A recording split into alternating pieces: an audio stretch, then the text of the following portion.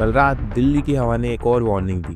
ऐसी वार्निंग जो दिखाई नहीं देती, ऐसी वार्निंग जो सीधे लंग्स को हिट करती है। क्या आपको पता है रात के 11:47 पर AQI मीटर एकदम जंप करता है।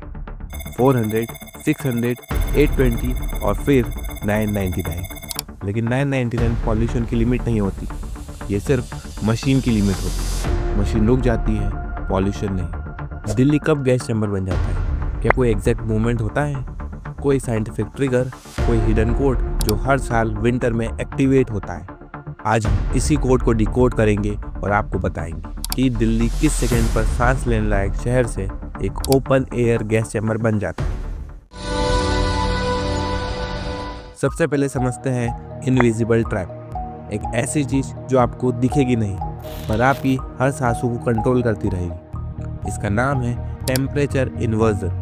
नॉर्मल दिनों में क्या होता है, ज़मीन गर्म होती है, हवा गर्म होती है, गर्म हवा ऊपर उठती है और पॉल्यूशन को साथ ले जाती है। लेकिन विंटर में गेम उल्टा हो जाता है। रात को ज़मीन तेज़ी से ठंडी हो जाती है, ऊपर की हवा गर्म रह जाती है और गर्म हवा कोल्ड एयर के ऊपर एक ढक्कन जैसी लेयर बना देती है। इसको कहते हैं इन्वर्जन। और जब इन्वर्जन लॉक लग जाए तो पूरा दिल्ली एक सील्ड जार जैसा बन जाता है। पॉल्यूशन ना तो ऊपर जा सकता है, ना तो साइड से निकल सकता है। वो बस दिल्ली की सांसों में घुलता रहता है। फॉग बनता है, पार्टिकल्स फॉग के ड्रॉपलेट्स में जाकर चिपक जाते हैं। फॉग टॉक्सिक स्मोक बन जाता है और दिल्ली हल्की सी हवा चलने का इंतजार करती रहती है।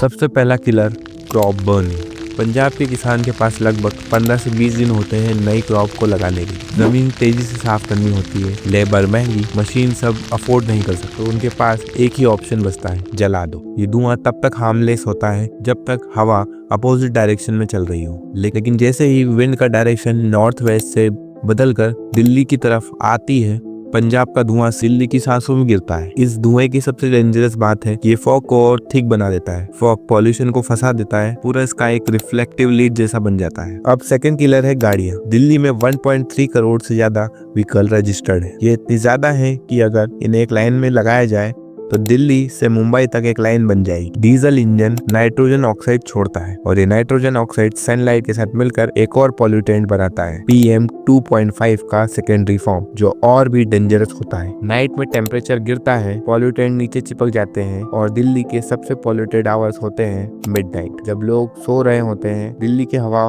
मर रही होती है। सेकेंड किलर है डस्ट। दिल्ली का डस्ट नॉर्मल डस्ट नहीं होता, इसमें सिलिका होता है, ग्लास जैसा पार्टिकल। एक बार हवा में आ जाए तो ये 8 से 22 दिन तक हवा में लटका रहता है। खतरनाक बात यह है कि PM 10 टूटकर PM 2.5 बन सकता है और PM 2.5 लंग्स में घुसकर उनमें चिपक जाता है। कोई मेडिसिन, कोई फिल्टर उसे वापस नहीं ला सकता। चौथा किलर है दिल्ली की जियोग्राफी। नॉर्थ में हिमालयस हवा का रास्ता ब्लॉक करते हैं। वेस्ट से थार की डस्टी विंड पॉल्यूशन का लोड और बढ़ाती है। साउथ में अरावलीज वेंटिलेशन का रास्ता बंद कर देती है और ईस्ट में रिवर्स ह्यूमिडिटी बढ़ा देती है। दिल्ली लिटरली एक बोल है, एक ऐसा बोल जिसमें अगर आप धुआं भर दो वो बाहर जा ही नहीं सकता।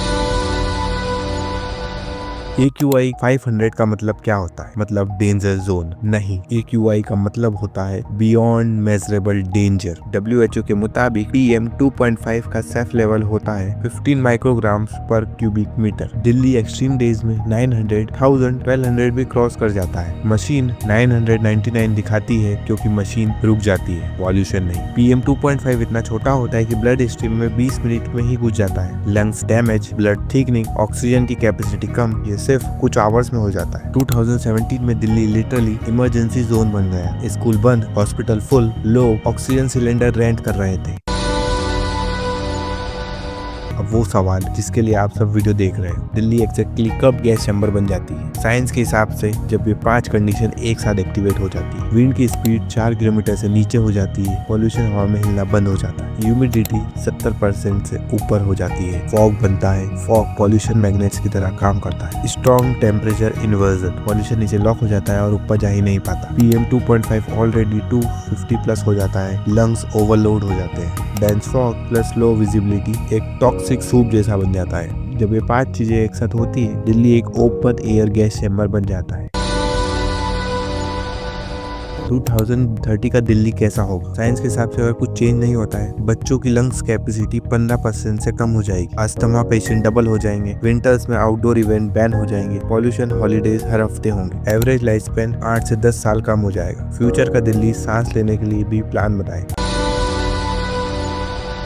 पर हर गैस चैम्बर का एग्जिट होता है, दिल्ली का भी। डबल डिकम्पोजर्स का यूज करना होगा, सिटी में ईवी बसेस चलानी होगी, वैक्यूम ट्रक से सारा पॉल्यूशन हटाना होगा, रोड्स पर ग्रीन वॉल्स बनानी होगी, हर घर पर सोलर रूफ होनी चाहिए। पब्लिक को अवेयर किया जा सकता है कैसे हम पॉल्यूशन रोके। दिल्ली की हवा ने वार्निंग दे दी है, अब नंबर हमारा है। दिल्ली गैस चैम्बर तब बनता है जब हम कुछ नहीं करते, साफ तब होगा जब हम मिलकर सांस लेने का हक वापस लेंगे।